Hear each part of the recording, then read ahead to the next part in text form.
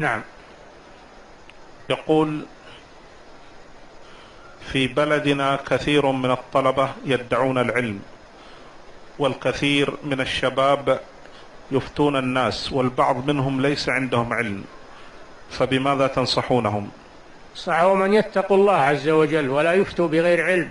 قال الله جل وعلا: قل إنما حرم ربي الفواحش ما ظهر منها وما بطن والإثم والبغي بغير الحق وأن تشركوا بالله ما لم ينزل به سلطانا وأن تقولوا على الله ما لا تعلمون.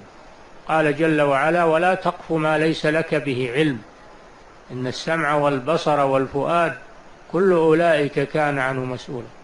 قال تعالى: ولا تقولوا لما تصف ألسنتكم الكذب هذا حلال وهذا حرام لتفتروا على الله الكذب.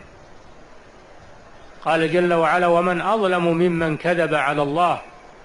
لا يجوز الكذب في الفتوى، لأن من أفتى بغير علم فقد كذب على الله عز وجل.